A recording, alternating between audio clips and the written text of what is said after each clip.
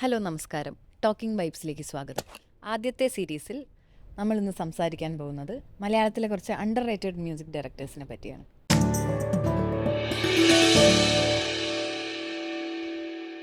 ഈ under rated music directors എന്ന് പറയുമ്പം നമ്മൾ ആദ്യം പറയേണ്ട ഒരു പേരുണ്ട്. പുള്ളിക്കാരൻ ഈ അണ്ടർ റേറ്റഡ് ആണോ എന്ന് എനിക്ക് ഡൗട്ടുണ്ട്. കാരണം നമുക്ക് അണ്ടർ റേറ്റഡ് അല്ല, ഈ ഇപ്പോഴത്തെ ജനറേഷൻ അങ്ങനെ പറഞ്ഞ് കേൾക്കാത്ത ഒരു പേരാണ്. അങ്ങനത്തെ ജനറേഷൻ ഇപ്പം നമ്മൾ വിദ്യാസാഗർ, ഔസേപ്പ് ബച്ചൻ സാറ്, അങ്ങനെ പേരുകൾ പറയാറുണ്ട്. ആ പേരുകളുടെ കൂട്ടത്തിൽ ഞാനങ്ങനെ കേൾക്കാറില്ല ഈ പേര്. ആരാന്ന് വെച്ച് കഴിഞ്ഞാൽ ഇപ്പം 98 പഞ്ചാബി ഹൗസ് എന്ന് പറഞ്ഞിട്ട് റാഫി മക്കാഡിൻ സാർ സംവിധാനം ചെയ്യുന്നൊരു സിനിമ ഇറങ്ങി. അതിൽ നമ്മൾ സിനിമ എല്ലാവരും കണ്ടിട്ടുണ്ട്. അതിൽ ദിലീപേട്ടൻ്റെ ഒരു ഫ്ലാഷ് ബാക്ക്, അതായത് തുടക്കത്തിൽ സീക്വൻസ് കഴിഞ്ഞ് ടൈറ്റിൽസ് തുടങ്ങുന്നതിന് തൊട്ട് മുന്നേ ആയിട്ട് ഒരു BGM പീസ് വരും. ഭയങ്കര ഫീലായിട്ടുള്ളൊരു BGM പീസാണ് അത്. അന്നേ വരെ മലയാളത്തിൽ അങ്ങനത്തെ ഒരു BGM പീസ് നമ്മൾ ഉപയോഗിച്ച് കണ്ടിട്ടില്ല. ആ BGM പീസിൻ്റെ അവിടെ നിന്ന് പാട്ട് സ്റ്റാർട്ട് ചെയ്യും, എല്ലാം മറക്കാം നിലാവേന്ന്. ആ പാട്ട് സ്റ്റാർട്ട് ചെയ്യണ പോയിന്റിലാണ് എഴുതി കാണിക്കുന്നത് ഞങ്ങൾ അഭിമാന പുരസ്സരം പരിചയപ്പെടുത്തുന്ന സംഗീത സംവിധായകൻ സുരേഷ് പീറ്റേഴ്സ്.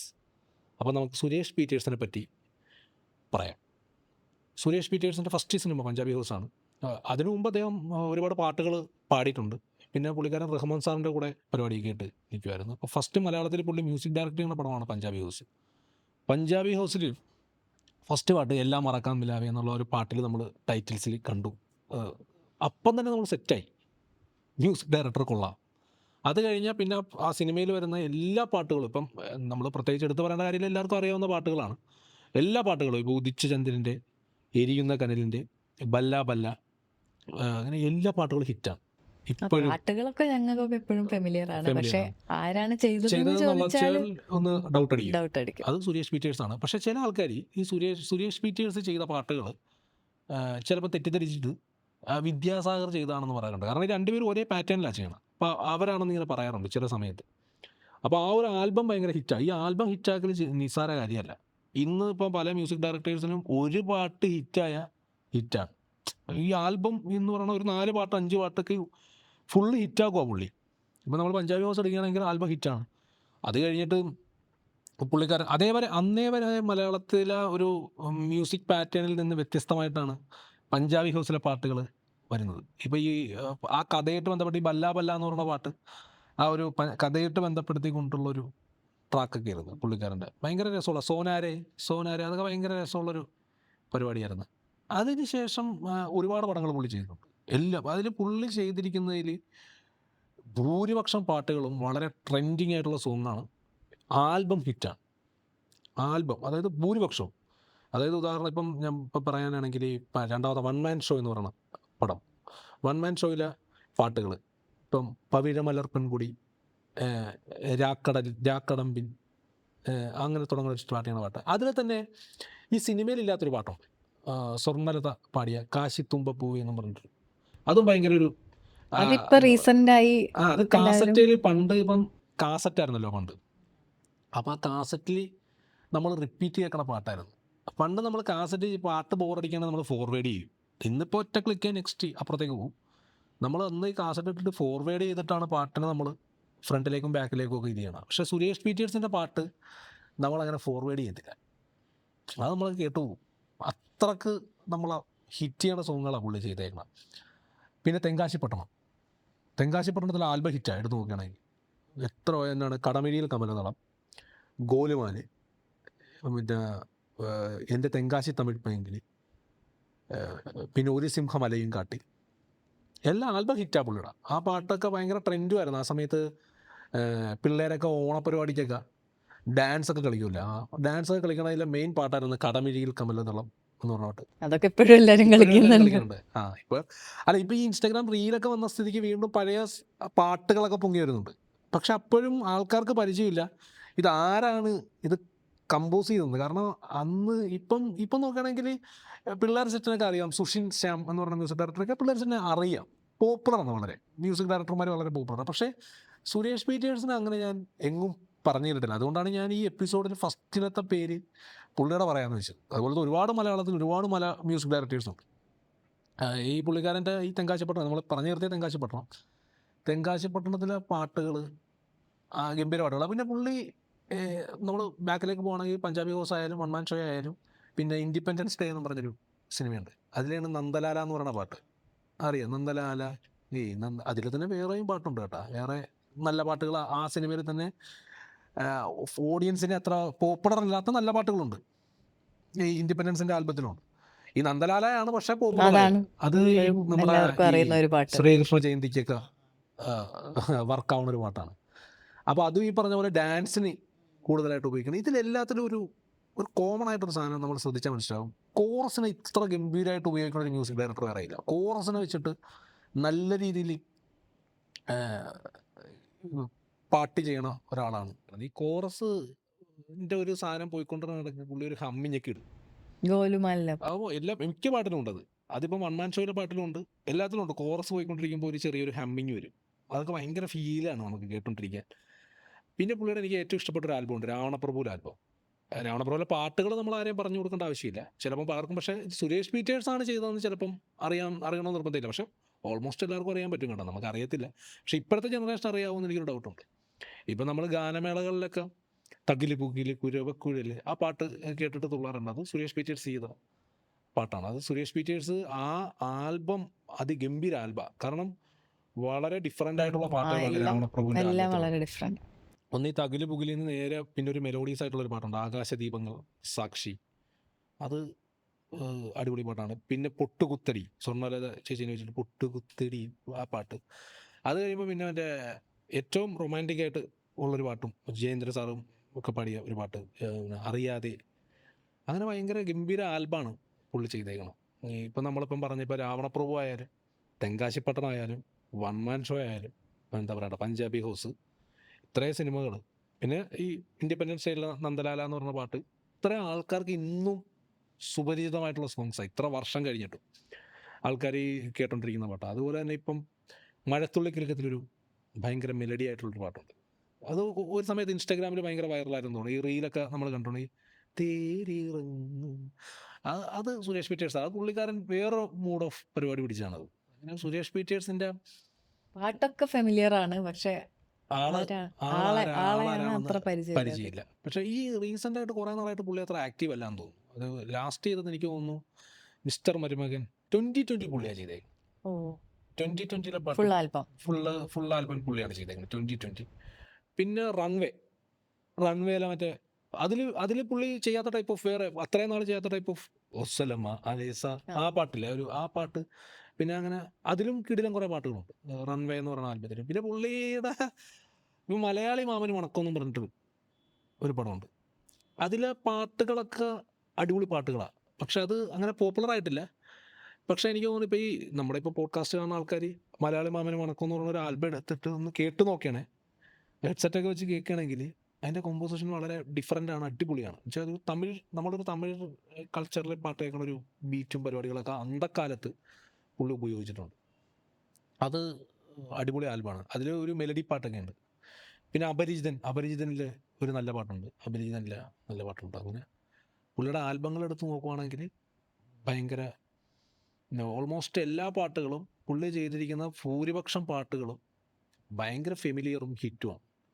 എന്നിട്ടും ആൾക്കാർക്ക് പുള്ളിയുടെ പേര് അങ്ങ് ഫെമിലിയർ ആവാതെ പോയത് എങ്ങനെയാണെന്ന് എനിക്ക് മനസ്സിലാവണില്ല.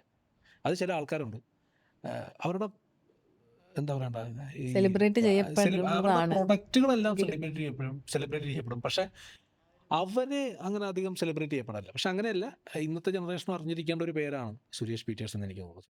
ഇപ്പോൾ ഈ സുരേഷ് പീറ്റേഴ്സ് മ്യൂസിക് ചെയ്യുന്ന കാലഘട്ടത്തിൽ കാസറ്റായിരുന്നു, ഓഡിയോ കാസറ്റായിരുന്നു. അതായത് ഇപ്പം 90s കിഡ്സിന് അത് ഭയങ്കരമായിട്ട് റിലേറ്റ് ചെയ്യും. കാരണം അവർ ഇപ്പം ഞാൻ 90s കിഡാണ്. അപ്പോൾ ഈ നമുക്കെല്ലാം അറിയാം, ഓഡിയോ കാസറ്റ് അറിയാം. ഓഡിയോ കാസറ്റിൽ നിന്ന് അപ്ഗ്രേഡ് ചെയ്ത് CD എന്ന് പറയുന്നൊരു സാധനം വരുന്നു. CD എന്ന് വെച്ചാൽ ഓഡിയോ CD ആണ്. അപ്പോഴും MP3 എന്ന് പറയുന്ന ഒരു സിസ്റ്റത്തിലേക്ക് എത്തിയിട്ടില്ല. അതിനുശേഷമാണ് പതുക്കെ MP3. അപ്പം കുറേ പാട്ട് നമ്മൾ ഞെട്ടി. ഒരു CD തന്നെ 100-150 പാട്ടുകളെന്ന് പറയുമ്പോൾ കൊള്ളാം. അവിടെ നിന്ന് പിന്നെ അപ്ഗ്രേഡ് ചെയ്ത് നമുക്ക് ചെറിയ ഫോണൊക്കെ കിട്ടിക്കഴിഞ്ഞപ്പം ഡൗൺലോഡ് ചെയ്യാൻ തുടങ്ങി. പാട്ട് ഡൗൺലോഡ് ചെയ്യുന്നത് പെൻഡ്രൈവിൽ പാട്ട് ട്രാൻസ്ഫർ ചെയ്യുന്ന പരിപാടിയെ. അവിടെ നിന്ന് അപ്ഗ്രേഡ് ചെയ്താണ് പിന്നെ ഈ പറഞ്ഞ പോലെ ഇപ്പോഴത്തെ സ്ട്രീമിംഗ് പ്ലാറ്റ്ഫോമുകൾ, ഇപ്പം ഈ Spotify, YouTube music, Amazon music അങ്ങനെയുള്ള സാധനങ്ങളായത്. അപ്പോൾ സുരേഷ് പീറ്റേഴ്സിന്റെ കാലഘട്ടത്തിൽ ഈ കാസറ്റാണ്. ഒരു വാക്മാൻ ഒക്കെ ഉണ്ടായിരുന്നു. അതെ അതെ അതെ അതെ വാക്മാൻ ഒക്കെ ഉണ്ടായിരുന്നു പണ്ട്. വാക്മാൻ ഈ കാസറ്റ് എന്ന് പറഞ്ഞു കഴിഞ്ഞാൽ ഈ കാസറ്റിന് 50 രൂപ ഒക്കെയാണ് വില. ഔട്ട് സൈഡ് സ്റ്റേറ്റ് 55 എന്നൊക്കെ പറഞ്ഞ് നമ്മൾ കാണും. 50 ഔട്ട് സൈഡ് 55. അപ്പോൾ 50 രൂപയൊക്കെ അന്ന് ഇച്ചിരി പാടായതുകൊണ്ട് നമ്മൾ ചില കാസറ്റൊക്കെ മേടിക്കത്തുള്ളൂ. നമ്മൾ ഈ അത്ര ഇഷ്ടപ്പെട്ട ഒരു അതെ കളക്ഷനാണ്. അന്ന് മ്യൂസിക് ഡയറക്ടറെയൊക്കെ നോക്കി മേടിക്കുന്ന ആൾക്കാർ വളരെ കുറവായിരിക്കും. അത്ര അതൊക്കെ ശ്രദ്ധിക്കുന്ന ആൾക്കാരായിരിക്കും. ഞാനൊക്കെ അന്ന് മേടിക്കണത് മോഹൻലാലിൻ്റെ പടമാണോ നമ്മൾ കാസറ്റ് മേടിക്കും, അങ്ങനെയൊക്കെ മേടിക്കണം. അപ്പോൾ കാസറ്റ് അന്ന് ഇപ്പം മേടിക്കുമ്പോൾ അന്ന് ഈ അമ്പലപ്പറമ്പിലൊക്കെ മറ്റേ ABC എന്നൊക്കെ പറഞ്ഞിട്ട് കാസറ്റ് കിട്ടും, ഡ്യൂപ്ലിക്കേറ്റ് കാസറ്റ് കിട്ടും. അതിന് 15 രൂപ കൊടുത്താൽ കിട്ടും. അപ്പോൾ അതായിരുന്നു മേടിക്കണം. അങ്ങനെയാണ് ഞാൻ ഈ തെങ്കാശി പട്ടണത്തിൽ വൺ മാൻ ഷോയിലൊക്കെ പാട്ട് ഡ്യൂപ്ലിക്കേറ്റ് കാസറ്റല്ല ഞാൻ കേൾക്കുന്നത്. അങ്ങനെയാണ് കേൾക്കുന്നത്. അപ്പം അത് പിന്നെ ഈ കാസറ്റ് ഷെയർ ചെയ്യുന്ന പരിപാടിയൊക്കെ ഉണ്ട്. എന്ന് വെച്ചാൽ ഇന്ന് എല്ലാവർക്കും പാട്ട് മൊബൈലിൽ ഒരു സിംഗിൾ ക്ലിക്കിൽ നമ്മൾ കേൾക്കുക. അന്ന് വെച്ച് കഴിഞ്ഞാൽ എൻ്റെ കൂട്ടുകാരെ വിളിച്ചിട്ട് ചോദിക്കും, എടാ മറ്റേ കാസറ്റ് ഒന്ന് വേണം. അപ്പോൾ അവന് കൊടുക്കും. അപ്പോൾ അവൻ്റെ വീട്ടിൽ കൊണ്ടുപോയി ടേപ്പ് റെക്കോർഡിലിട്ട് കേൾക്കുന്ന അങ്ങനെയൊക്കെ ഇരുന്ന് കൈമാറ്റം. അപ്പോൾ അതുകൊണ്ട് തന്നെ പാട്ടുകൾ ഇന്നത്തെ പോലെ വൈറലാവണതെന്നൊക്കെ പറഞ്ഞ് ഇതുപോലത്തെ ഈ പരിപാടികളൊക്കെ വന്നെ. ഇപ്പം എന്ന് വെച്ച് കഴിഞ്ഞാൽ പാട്ട് വൈറലാകാൻ വളരെ സിമ്പിളാണ്. ഒരു പാട്ട് ഹിറ്റായി കഴിഞ്ഞാൽ ലോഡ് കണക്കിന് ആൾക്കാരാണ് ഇൻസ്റ്റാഗ്രാമിൽ റീലും ഷെയറായി പോകുന്നു. നമ്മൾ വാട്സപ്പിൽ സ്റ്റാറ്റസ് ഇടുന്നു. പണ്ടെന്ന് പറഞ്ഞു കഴിഞ്ഞാൽ ഇത് പാടിപ്പാടി തന്നെ ഹിറ്റാവണത്. പിന്നെ ഈ ഈ ഡാൻസ് കളിക്കുന്ന ഈ ഓണപ്പരിപാടിയും ഈ കരോക്കെ ഗാനമേള, സ്കൂൾ ആനിവേഴ്സറി, ഈ സാഹിത്യ സമാജം എന്നൊക്കെ പറഞ്ഞ പരിപാടി, ഇവിടെയൊക്കെ ആണ് ഈ പാട്ടുകളൊന്ന് വൈഡായിട്ട് കേൾക്കണതും. പിന്നെ എല്ലാവരുടെയും വീട്ടിൽ ഈ പറഞ്ഞ പോലെ സ്പീക്കർ സിസ്റ്റമോ കാര്യങ്ങളൊന്നും വന്നില്ലല്ലോ. അപ്പം അതുകൊണ്ട് തന്നെ ആയിരിക്കും ചിലപ്പം റേഡിയോയിൽ വരുമായിരിക്കും. അതെ, അപ്പം അതുകൊണ്ടായിരിക്കാം ചിലപ്പം ഈ പോപ്പുലാരിറ്റി ഇന്നത്തെ വെച്ച് നോക്കുമ്പോൾ അന്ന് കുറവായിട്ട് സംഭവിക്കണം. അന്ന് പാട്ട് മാത്രമായിരിക്കും ആൾക്കാർ ശ്രദ്ധിക്കുന്നത്. ഇന്നെന്ന് വെച്ച് കഴിഞ്ഞാൽ ഇൻഫർമേഷൻ തിരക്കി ഇന്ന് കൂടുതലും ആൾക്കാർക്ക് ഈ ഇൻഫർമേഷൻ അറിയാനുള്ള ഒരു ടെൻഡൻസി കൂടിയുണ്ട്.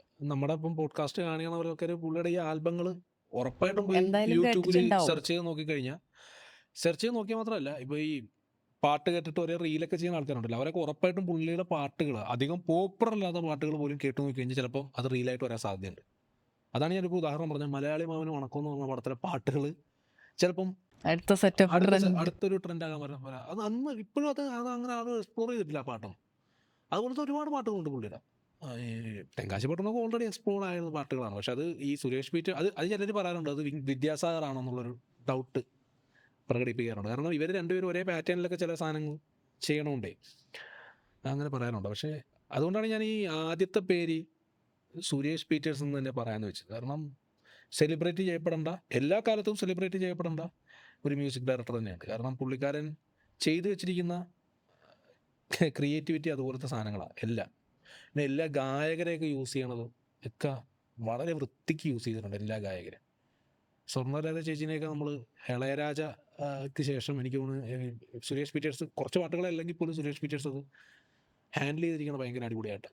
അപ്പോൾ ഞാൻ ഭയങ്കര ഫാനാണ് പുള്ളിയുടെ. അപ്പോൾ അതുകൊണ്ടാണ് പുള്ളിനെ പറ്റി നമ്മൾ സംസാരിക്കുമ്പോൾ കുറച്ചിങ്ങനെ കാട് കയറി സംസാരിക്കാം. അപ്പോൾ പുള്ളിക്കാരൻ്റെ പുതിയൊരു പരിപാടി വരാൻ വേണ്ടിയിട്ട് നമ്മളിങ്ങനെ വെയിറ്റിംഗ് ആണ്.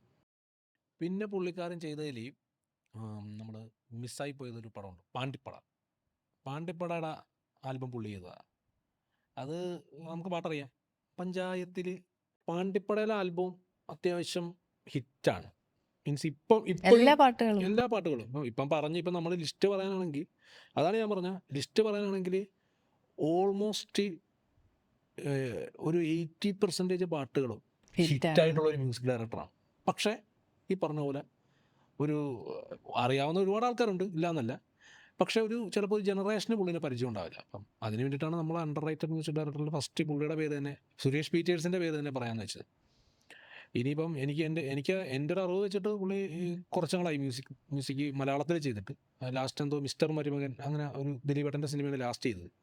ഇപ്പോൾ പുതുതായിട്ട് എന്തോ ഒരു സിനിമ വരുന്നുണ്ടെന്ന് കേട്ടോ, ഒരു മറ്റേ അടികപ്പ്യാരെ കൂട്ടമണിയൊക്കെ ഡയറക്റ്റ് ചെയ്ത പുള്ളിക്കാരൻ്റെ ഡയറക്റ്റ് ചെയ്യുന്ന പടത്തിലെ മ്യൂസിക് ഡയറക്ടർ സുരേഷ് പീറ്റേഴ്സ് ആണെന്ന് കേട്ടു. അപ്പോൾ അത് അടിപൊളിയാവട്ടെ. അതിപ്പോൾ പുതിയ ജനറേഷൻ്റെ കോമ്പറ്റീറ്റ് ചെയ്ത് നിൽക്കുന്ന ഒരു പരിപാടി ആവട്ടെ എന്നുള്ളത് ഉറപ്പായിട്ടും എന്തായാലും അതിൽ ഒരു പാട്ടെങ്കിലും ഗംഭീര പാട്ടായിരിക്കും, കിടിലം പാട്ടായിരിക്കും, ഉറപ്പാണ്, അതിൽ സംശയമൊന്നുമില്ല. പിന്നെ നമ്മൾ ലവ് ഇൻ സിംഗപ്പൂരിൻ്റെ കാര്യം വിട്ടുപോയി. ലവ് ഇൻ സിംഗപ്പൂർ ചെയ്ത് സുരേഷ് പീറ്റേഴ്സാണ്.